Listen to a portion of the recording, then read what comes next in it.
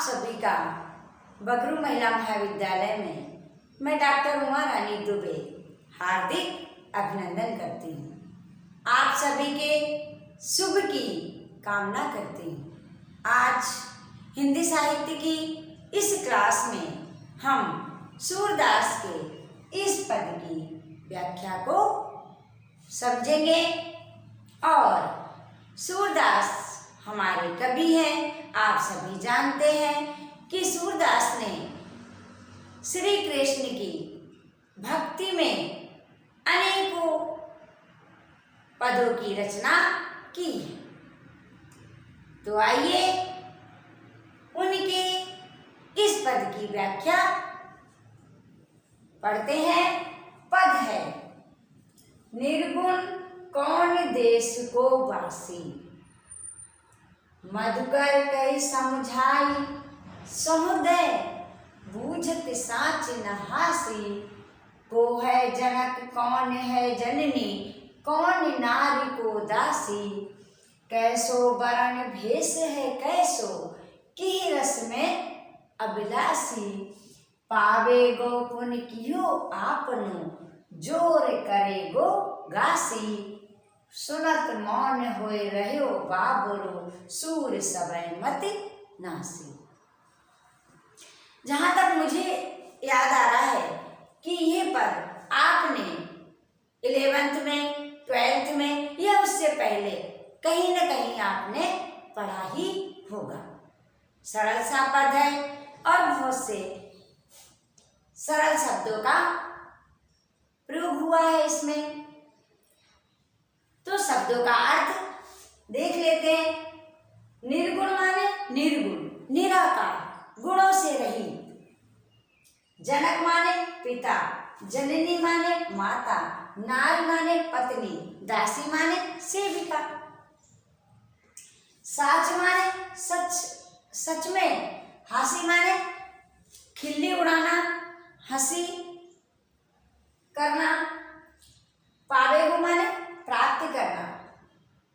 आपनो, तो जो ये शब्द है पावे गो पुन कियो आपनो, ये यहाँ तक जो पंक्ति है इसका अर्थ ये है कि जैसा आप करोगे वैसा आपको फल मिलेगा।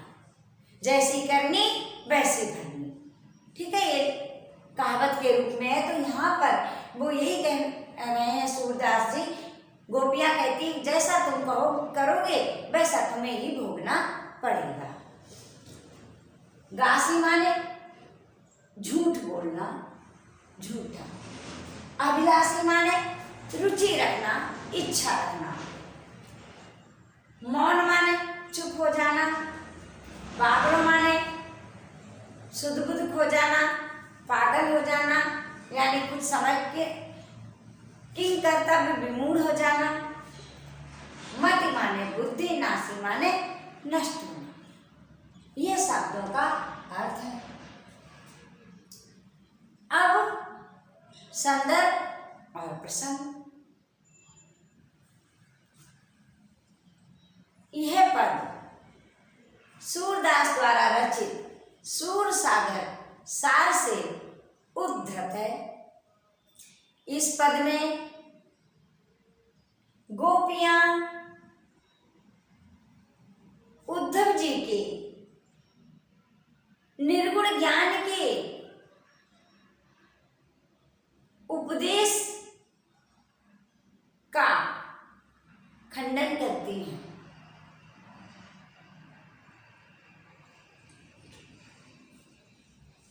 देखिएगा हम कैसे लिखेंगे संदर्भ और प्रसंग एक साथ। ये पद सूरदास जी द्वारा रचित सूर सागर सार से उद्धृत है।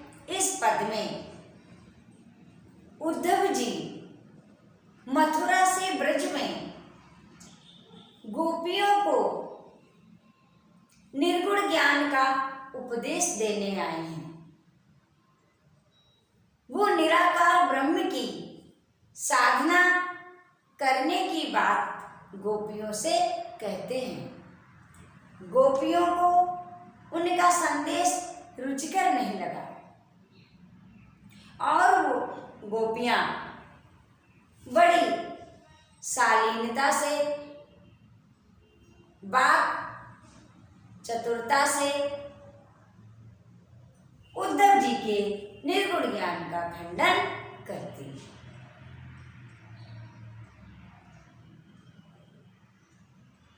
क्या कहती हैं गोपियां?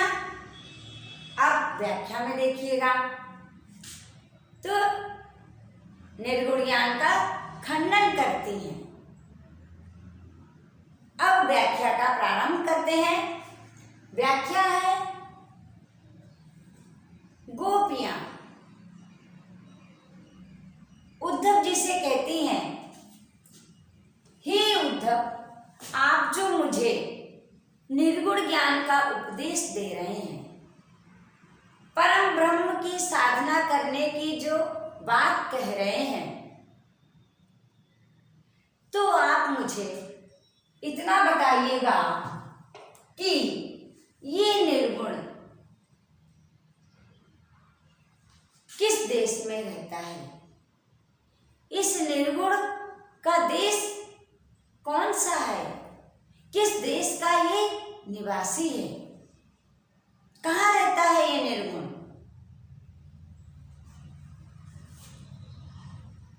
उद्धव जी, आप मुझे बताइएगा, समझाइएगा। मैं आपकी जानना चाहती हूं, मैं शपथ लेती हूं कि मैं आपकी खिल्ली नहीं उड़ा रही हूं। सच में जानना चाहती हूं कि ये निर्गुण किस देश का निवासी है। कहती हैं मधुकर, मधुकर कहते हैं उद्धव जी को। क्या कहते हैं? उद्धव जी, मैं शपथ लेकर कहती हूं कि मैं सच में जानना चाहती हूं कि ये निर्गुण किस देश का निवासी है। हंसी आपकी नहीं उड़ा रही हूं, मैं शपथ खा के कहती हूं कि मैं जानना चाहती हूं। इस निर्गुण का कौन पिता है? निर्गुण ब्रह्म का पिता कौन है और कौन इसकी माता है? कौन आपके निर्गुण ब्रह्म की पत्नी है और कौन उसकी दासी है?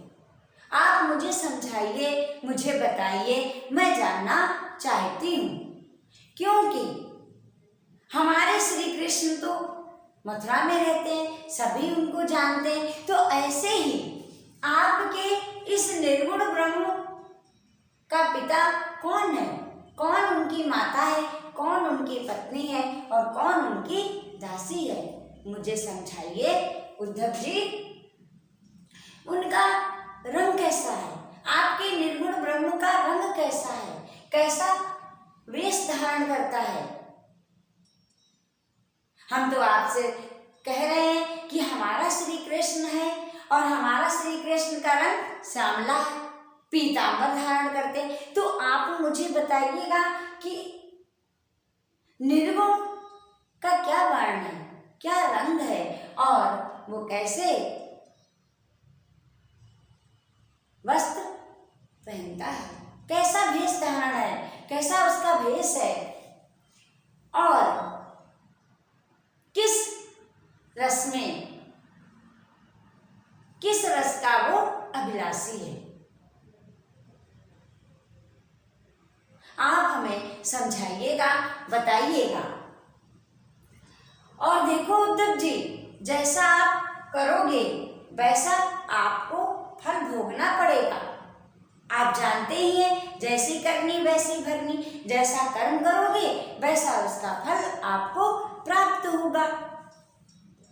तो आप झूठ मत बोलना, आप हमें सच सच बताना, झूठ मत बोलना। और अगर आप झूठ बोलेंगे तो इसका फल आपको ही भोगना पड़ेगा, ये आप जानते ही हैं। सूरदास जी कहते हैं, गोपियों की बात सुनकर उद्धव जी निरुत्तर हो गए। उन्हें कुछ सूझ ही नहीं रहा कि वो उनके प्रश्नों का क्या उत्तर दें। चुप हो गए, मौन हो गए उद्धव जी और बाबरे हो गए।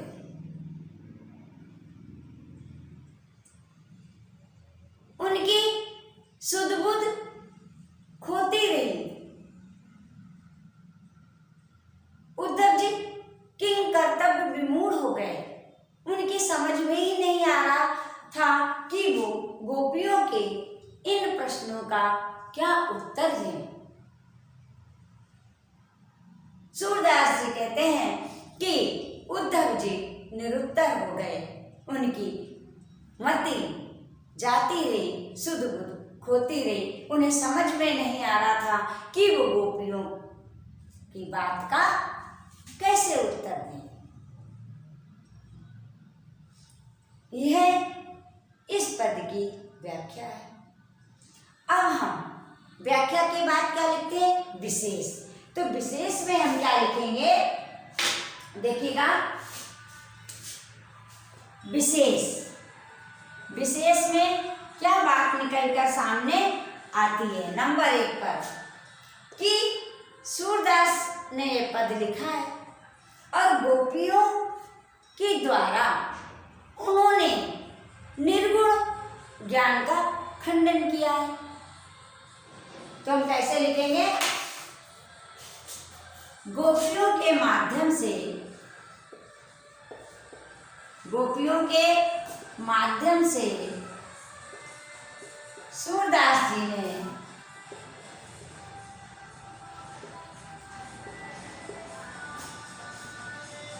निर्गुण, सूरदास जी ने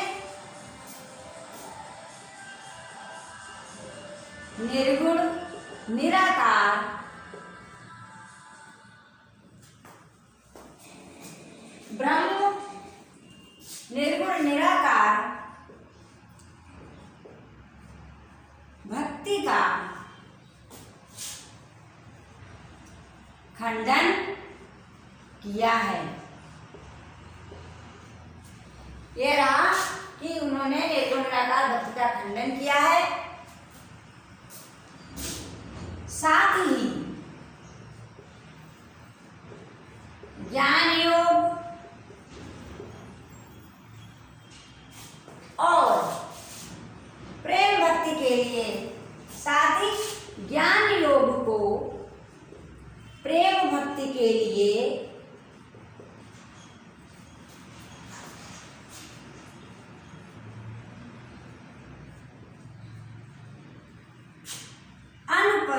उपयुक्त बताया है।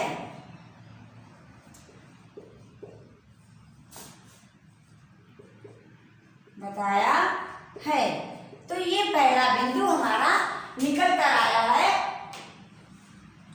कि गोपियों के माध्यम से सूरदास जी ने निर्गुण निराकार भक्ति का खंडन किया है, साथ ही ज्ञान योग को प्रेम भक्ति के लिए अनुपयुक्त बताया है। नंबर 2 जो विशेष निकल के आएगा वो है अलंकार। तो इसमें देखिएगा, आपको अनुप्रास अलंकार स्पष्ट रूप से दिखाई दे रहा होगा। सरल सा अलंकार है। तो इसमें हम क्या लिखेंगे? अनुप्रास अलंकार। अब नंबर 2 पे क्या कहती है? तुम्हारे प्रश्न पे प्रश्न कैसा है, उसका रंग कैसा है, तुम ही बताओ। अगर तुमने गलत बोला तो तुम ही इस कर्मों का फल भोगोगे। समझे उद्धव? अगर तुमने गलत बोला, झूठ बताया तो इसका फल तुम्हें ही भोगना पड़ेगा। किस रस का अभिलाषी है, उसकी पत्नी कौन, तरह तरह के प्रश्न उनसे करती है गोपिकाएं। तो एक तरीके से जो निर्गुण ज्ञान है उसका सीधा से उन्होंने सीधे तरीके से खंडन कर दिया है। तो और आक्षेप भी लगाती, तो यहाँ पर कौन सा अलंकार आ जाएगा? आक्षेप अलंकार का प्रयोग हुआ है। आक्षेप अलंकार का प्रयोग हुआ है। दूसरा,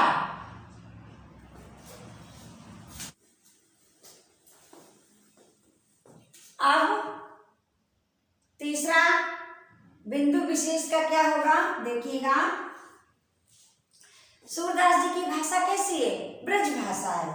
तो हम लिखेंगे ब्रज भाषा का